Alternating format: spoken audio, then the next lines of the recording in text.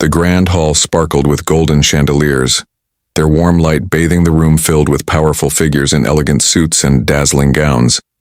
The orchestra played a soft melody, and yet despite the glamour and the perfection surrounding him, Adrian Kane, the cold-hearted single-dad CEO, stood restless, his eyes constantly darting toward the woman in green, who held his hand so gracefully. He had spent years building his empire brick by brick, sacrifice by sacrifice, and had promised himself never to let emotions cloud his judgment again. But life had its own way of mocking promises. Adrian had hired Emma, a quiet, reserved woman, as his maid. A year ago, her presence in his mansion had been nothing but background until fate twisted his carefully guarded world into chaos. His business partners and the board members had begun whispering that his reputation as a detached loner was damaging the company image they wanted.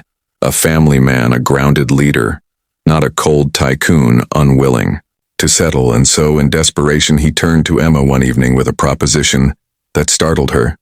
Pretend to be his girlfriend only for appearances, just until he could silence the rumors.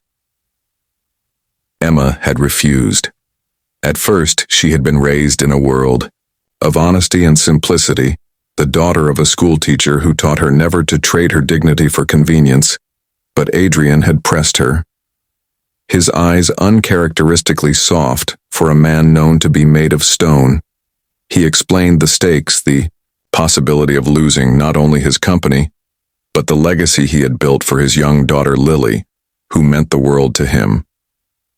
Emma, who had grown fond of Lily over the months, could not turn away from the plea of a father who clearly loved his child more than anything, so she reluctantly agreed. The first few public appearances had been awkward.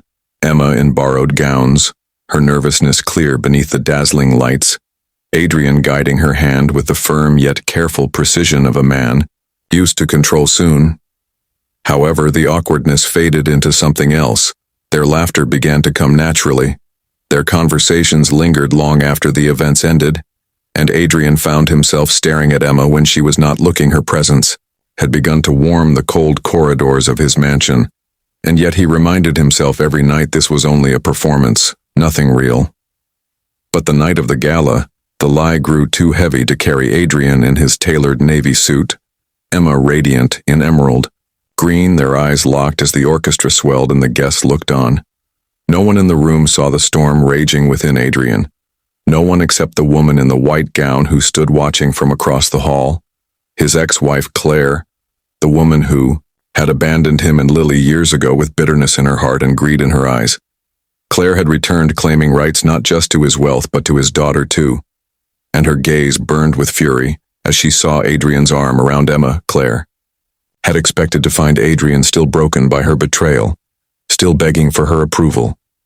But what she saw instead was a man standing tall and a maid who carried herself with a grace that rivaled any heiress. She realized in that moment she had underestimated Emma, and that realization turned her pride into venom. She stepped forward, her heels clicking on the marble, her voice slicing through the music. She demanded to know why Adrian would humiliate her with this charade, why he would dare bring a maid and parade her as his partner in front of high society. The room fell silent. Whispers rippled through the crowd. Emma froze, her heart pounding. She wanted to disappear. She was not born to stand under such scrutiny. But Adrian tightened, his hold on her, his eyes narrowing as he looked at Claire. His voice calm yet laced with steel. He told Claire that Emma was more woman than she would ever be, that Emma had stood by Lily and cared for her with a heart full of love, while Claire had chosen wealth and vanity over family. Emma's eyes filled with tears. She had not expected him to defend her so fiercely, nor to declare words that felt heavier than the lie they were built upon. Claire's face twisted with anger, but she knew, better than to challenge Adrian in front of his peers, she retreated for the moment. But Emma knew this was not the end. Adrian's world was too complicated, too filled with shadows from the past for their fragile bond to survive unscathed. But even as doubt crept into her mind, she could not ignore the warmth spreading through her chest when Adrian leaned down and whispered that no matter how this had started, what he felt when he held her now was real. The gala continued, but for Adrian and Emma, the music, the laughter, and the chandeliers faded into the background, their hearts speaking louder than the world around them. Lily ran up to them later, her little arms wrapping around Emma's waist, calling her mommy by mistake. Emma flushed. Adrian's gaze softened, and for the first time in years he allowed himself to imagine a future, not ruled by loneliness and control, but by love and the family he thought he had lost forever. From that night forward, Adrian stopped pretending. He no longer introduced Emma as a facade or an arrangement. He introduced her as the woman who had stolen his heart. And for Emma, though the path was frightening and filled with judgment, she knew she had stepped into a story that was hers to live.